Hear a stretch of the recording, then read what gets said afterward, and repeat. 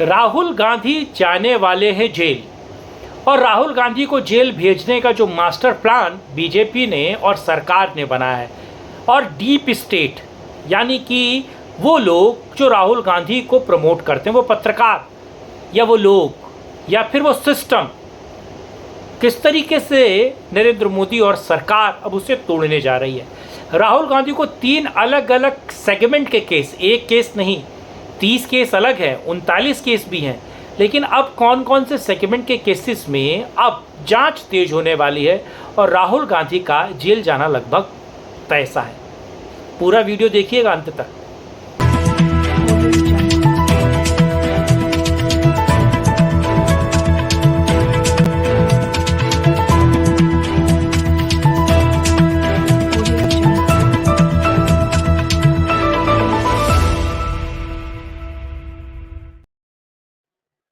नमस्कार, मैं कुमार श्रीकांत आपका स्वागत कर रहा हूं सत्यपरक भारत में। और आज बात राहुल गांधी जाएंगे जेल, उनकी जेल यात्रा लगभग तय हो गई है।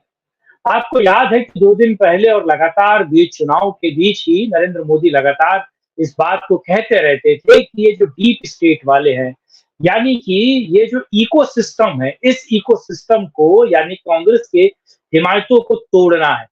आज बात राहुल गांधी को जेल जाने की जो तैयारी बीजेपी ने कर रखी है, यानी कि 6 महीने के अंदर आप राहुल गांधी को जेल के अंदर देखेंगे। आज इस पर विस्तार पूर्वक बात करेंगे, लेकिन आप लोगों से अनुरोध है कि वीडियो को अंत तक देखिए, लाइक शेयर, चैनल को सब्सक्राइब कीजिए, अपनी राय दीजिए। साथ ही साथ अगर आप सत्यपरक भारत को सपोर्ट करना चाहते हैं तो स्टार्टिंग वाला QR कोड या नीचे चलते हुए नंबर पर आप सहयोग समर्थन कर सकते हैं।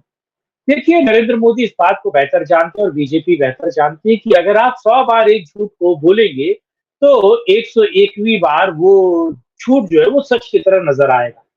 लगातार राहुल गांधी 2014, 2019 में बीजेपी और नरेंद्र मोदी के लिए कोई बड़ी दिक्कत नहीं थी, लेकिन राहुल गांधी लगातार जिस तरीके से झूठ बोलते हैं, झूठ पे झूठ बोलते हैं और झूठ को सच करने के लिए 4 मुर्दे खड़े कर देते हैं, यानी कि ऐसे लोग खड़े कर देते हैं जो जिनका सच से कोई मतलब नहीं, यानी कि सच से दूर दूर तक कोई उनका लेना देना नहीं।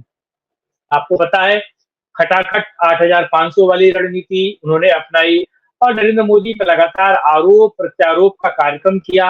यहाँ तक कि लोकसभा में भी राहुल गांधी ने अलग अलग झूठ बोले, लेकिन अब इस झूठ का काउंटर बीजेपी बेहतर नहीं कर पा रही है, इसमें कोई दो राय नहीं है। लेकिन बीजेपी ने काउंटर पार्ट तैयार किया है, यानी कि राहुल गांधी के 3 बड़े मामलों में अब जांच तेज होने वाली है। पहली चीज, आपको पता है राहुल गांधी पर तकरीबन 30 से ज्यादा अवमानना के केस हैं, मानहानि के केस हैं, जिसमें वो बीजेपी के नेताओं का नाम लेकर अलग अलग तरीके से बोलते हैं या मोदी सरनेम का इस्तेमाल करते हैं, या अलग अलग लोगों के खिलाफ राहुल गांधी अलग अलग तरीके से यानी यानी कि अलग अलग लोगों के खिलाफ राहुल गांधी अलग अलग तरीकों से चीजें बोलते रहते हैं। हेमंत बिश्व शर्मा ने जो आसाम में केस करवा रखा है वो अलग, आपको पता है, भारत जोड़ो न्याय यात्रा वाली। तो 30 ऐसे केसेस है जिसकी जांच अब बीजेपी तेज करवाने वाली है, और ये अवमानना का केस है। आपको पता है कैसे ही केस में राहुल गांधी को 2 साल से ज्यादा की सजा हुई थी, जिसके कारण सुप्रीम कोर्ट ने उस केस पर इनकी सदस्यता जाने वाले फैसले को एक तरीके से पीछे लिया। दूसरा सबसे बड़ी बात, अगर आपको पता है, राहुल गांधी का नाम एक केस में, ईडी और सीबीआई के केस में, आपको पता है वो कौन सा है, वो कौन सा केस है जी? नेशनल हेराल्ड वाला केस। नेशनल हेराल्ड वाले केस को, जिसको सुब्रमण्यम स्वामी ने उस पर बहुत बेहतर काम किया था, लेकिन पिछले 5-7 सालों में वो केस डाउन पड़ गया।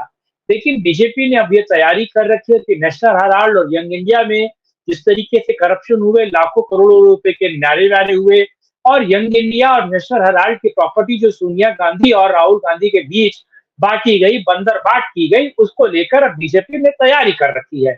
और बीजेपी, यानी कि देखिए, सरकार के पास बहुत सारी चीजें होती है और बीजेपी उसको बहुत तेज अब चलाने वाली है, और इतना तेज उस केस को चलाने वाली है कि यानी कि समझिए कि सोनिया गांधी के साथ साथ राहुल गांधी का जेल जाना लगभग तय है।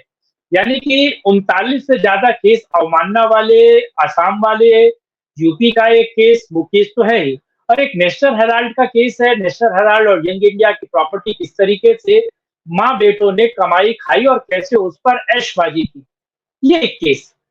अब तीसरा सबसे बड़ा केस आपको पता है अगस्टा वेस्टलैंड का केस, जिसको लेकर मैं एक वीडियो बना चुका हूँ। आप मेरे फेसबुक पे जाकर यानी कि तमाम वीडियो में देख सकते हैं कि किस जब अ, नरेंद्र मोदी इटली गए G7 की मीटिंग में। कहा गया कि साहब G7 की मीटिंग में क्यों जा रहे हैं और नरेंद्र मोदी को जाकर क्या फ़ायदा मिलेगा और तमाम तरह की बातें की गई।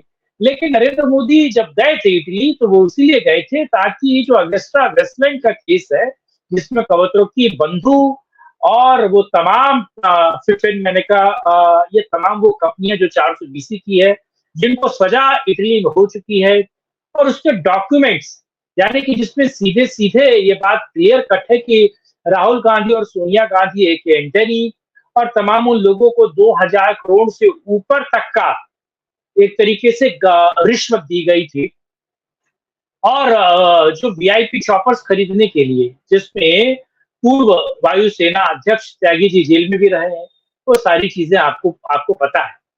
तो राहुल गांधी इस तीसरे बड़े मामले में यानी कि तीसरे बड़े कोकस में फंसने वाले हैं।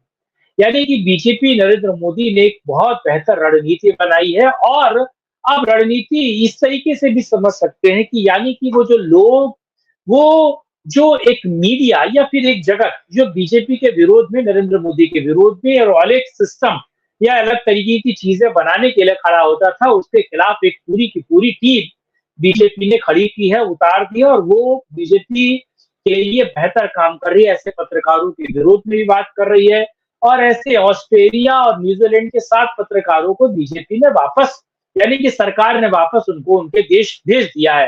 यानी कि वो प्रोपेगेंडा वो एजेंडा चलेगा नहीं। दूसरी तरफ अगर आपको पता है तो ये इकोसिस्टम को तोड़ने के लिए बीजेपी ने न केवल कमर कसी है बल्कि डीप पेनिट्रेशन करने के लिए इकोसिस्टम के पालने पोसने वाले और फंड देने वाले उन तमाम लोगों और तमाम कंपनियों पर अब गाज गिरने वाली है। और वो तमाम लोग जो इकोसिस्टम को फंड करते थे, इकोसिस्टम में भविष्य देखते थे और इकोसिस्टम में अपना पूरा जी जान लगा देते थे, उन तमाम लोगों पर अब डंडा चलने वाला है। और राहुल गांधी आपको पता है उनको बुद्धि तो नहीं है, लेकिन वो व्यक्ति किसी की चिट पकड़कर बहुत बवाल मचा सकता है, जो आपने लोकसभा में देखा। और लोकसभा में जिस तरीके से वेल में जाकर बदमाशियां की राहुल गांधी ने और राहुल गांधी ने जो कुछ किया वो आपने बेहतर देखा। तो ये 3 बड़े-बड़े सेगमेंट मैंने बताया जिस पर राहुल गांधी को लेकर तैयारियां चल रही हैं। राहुल गांधी का एक तरीके से जेल जाना लगभग तय है और राहुल गांधी पर अगर बीजेपी ऐसा करती और राहुल गांधी जेल जाते हैं तो इसके राजनीतिक अ, बदलाव क्या होंगे? इसका क्या इम्पैक्ट इफेक्ट होगा? ये तो वक़्त बताएगा लेकिन आज हमने राहुल गांधी पर बीजेपी की जो इनसाइड स्टोरी जो तैयारी है, वो मैंने आपको बताई। ये पूरा वीडियो आपको कैसा लगा?